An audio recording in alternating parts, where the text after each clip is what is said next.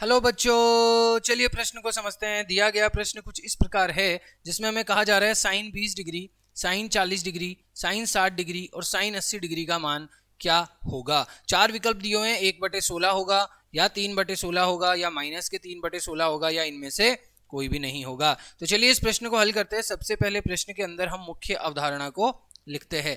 मुख्य अवधारणा के अंदर मैं आपको एक सूत्र लिखवाने वाला हूं जिसकी सहायता से हम इस प्रश्न को हल करेंगे। सूत्र क्या है? सूत्र है साइन थीटा गुणा साइन 60 माइनस थीटा यानी 60 माइनस थीटा गुणा साइन 60 प्लस थीटा बराबर होता है 1/4 साइन 3 थीटा के। अब जो दिया गया प्रश्न है उसको यदि हम इस रूप में बना लें तो हमारा जो है वो काम आसान हो जाएगा। तो चलिए हम देखते हैं। सबसे पहले हमें क्या दिया हुआ है? साइन 20 दिया हुआ है, साइन 20 डिग्री दिया हुआ है। और साइन 40 को हम क्या लिख सकते हैं? साइन 60 माइनस 20 लिख सकते हैं। ठीक है, साइन 60 माइनस 20 लिख सकते हैं, बिल्कुल लिख सकते हैं। तो यहां पे देखिए क्या होगा कि साइन 60 माइनस 20 हो जाएगा गुणा साइन 60 डिग्री का मान हमें पता है इसलिए साइन 60 डिग्री को ऐसा कैसा रखेंगे, गुणा साइन 80 जो है उसको आप क्या लिख सकते हैं?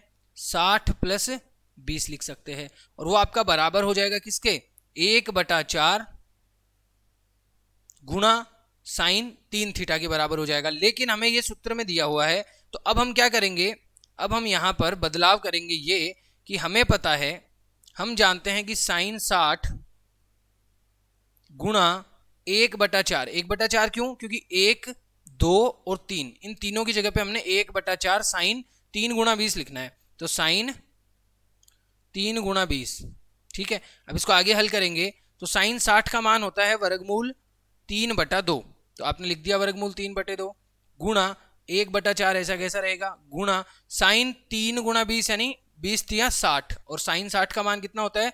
वर्गमूल 3/2। अब देखिए जब आप इसको हल करते हैं तो वर्गमूल 3 और 3 कितना हो जाएगा? 3 और 4 दूनी 8, 8 दूनी 16 यानी क्या आ जाएगा? 3/16। तो ये हो गया हमारा उत्तर। कहाँ पे बी विकल्प जो है वो हमारा सही उत्तर होगा। तो आशा करते हैं यह प्रश्न आपको समझ में आ गया है। धन्यवाद।